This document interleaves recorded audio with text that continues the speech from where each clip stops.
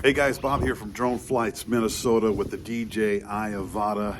I was going to film this at home in my warm studio, but I thought, where's the fun in that? So I came out here to one of the places I like to fly.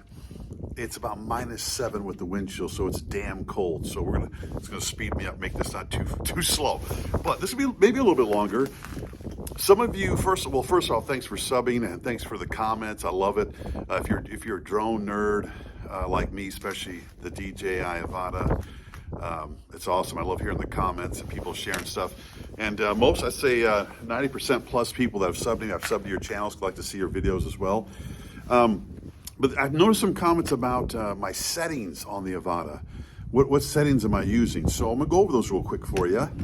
And just off the top of my head, if you got questions, post them after this. The next video I'm really gonna go into the motion controller with head tracking and the Avata. And to me, the advantages of the head tracking being on, if you got the goggles too, and the stuff you can do with it. I'm gonna do side-by-side comparison to show you some shots of what it's like to orbit or go up and down dives with head tracking on and with it off. So that'll be the next video. But this one, let's get into it. So what are my settings?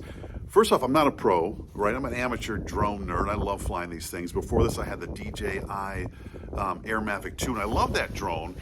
But I've always wanted to zip around lower to the ground, have the FPV experience, hit some gaps, nothing crazy. I'm not trying to be a drone racer. Those guys are amazing.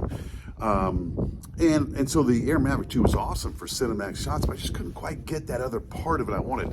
This, for me, does it all. I sold the Air Mavic 2, and I mean, I don't foresee myself ever needing another drone. I'm sure it'll happen. Love this thing. Okay, so settings. I'm going to show you I'm talking about the settings, and I'm going to talk about some other things I consider when I'm flying it to get, I'd say, a better video or better shots.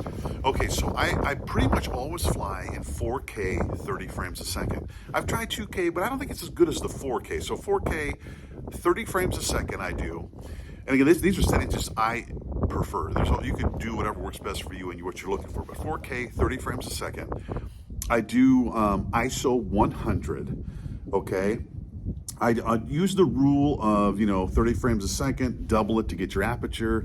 So I do 1/60th on my, I do 60th on my aperture, 1/30th for frame rate, right? So 60th on the aperture, 30 on the frame rate, so it's double. How I achieve that, obviously you're gonna need some ND filters. So I usually use an 8 or a 16 to get that exposure meter, the V, whatever that stands for in your goggles, to 0.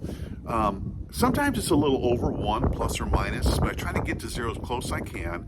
And if I go in either direction, I prefer to go over. So I might overexpose by 1 versus underexposure. ISO 100, 4K 30 frames a second, aperture at 60. As far as color balance, I put that on auto because most of the time I'm flying outside and it does a good job with that. Last couple of videos, head tracking on for me now. I don't foresee myself turning the head tracking off. I love it. So for me, I do the head tracking. If that's an option for you, you want to try it, but you don't have to. But I do head tracking on. As far as the someone had commented about there's some settings there about grain or where you can. I don't even know what it is, because you know why? I don't even use it. So, the grain or the film grain, whatever, I think it's in the goggle settings, default. I've not touched that. I'll have to maybe check that out. I'm just looking around to make sure nothing's sneaking up on me out here in the great outdoors. Let's see what else on the settings. I think that is it. Yeah, I think that's it. I'm trying to think if there's any other settings in there that I messed with. I don't think so. If I missed something or you have a question, just post them below and I'll answer it. Okay, but here's the things I also consider. You got the little settings for the drone. But more than that is I really focus on, okay, where am I going to go fly?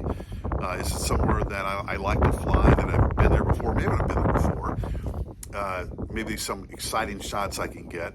The other is time of day. I think that the Avata does best in days almost like this. Bright, blue sky day, especially if you're using the ND filters. It really makes that sky look great. Obviously, you know, you can get shots on grayer, darker days. I just don't think they're as dynamic. I think this drone really thrives on sunlight, on brightness. So I look for bright blue skied sunny days, right? The other thing I look for is obviously something interesting to fly around, and I also really focus on smooth flying. You know, for me, it's all about, I'm thinking as I'm flying, I'm framing the shots. You know what? And I think people enjoy when the flight is smooth, right? You know, so you might do some crazy stuff, but if it's kind of herky-jerky, I don't think it looks as good as these really smooth, this, you know, cruising flight.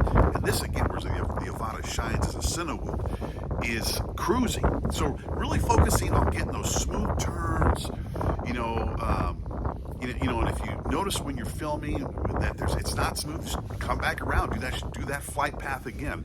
So really smooth turns, and you know, getting some low shots, some different kind of angles, all of that stuff. So bright sunny days, I think it's great for that. Smooth flying, practicing, obviously getting better at flying smooth, and yeah. So that's basically my settings. I'm frozen, dudes. It's like I think it's like colder now than it was. My ears are about to fall off. So post your questions below, any comments. Again, I love seeing your guys' stuff too. And if you're a fan of the Avata like I am, post that below too. I love this thing. Like, I don't see myself getting another drone. I keep hearing something over here. There's something to my right. There was a bunch of deer over here earlier. But I don't see myself getting another drone. This thing is epic. Like, absolutely an epic drone. And one last thing. Oh, there's deer. Oh, there's some deer up here. That's cool. One thing I want to say too is, now, and I've seen these comments too. You know, don't be ashamed to be a lover of the motion controller. It doesn't make you a quote amateur. If you love the motion controller with the Avata and it's easy to fly and you have fun with it, you can get some good shots, it's okay. If you want to go fly acro and all those things because that's your goal, that's great too. But just because you fly with the motion controller doesn't mean you can't get some great shots. You can, especially with the head tracking. And so that's okay. So don't feel like if you got the motion controller, you're seen as a quote amateur. Have fun with it. Doesn't matter. It's your experience. Cheers, peace, guys. Keep on flying, and look forward to your comments.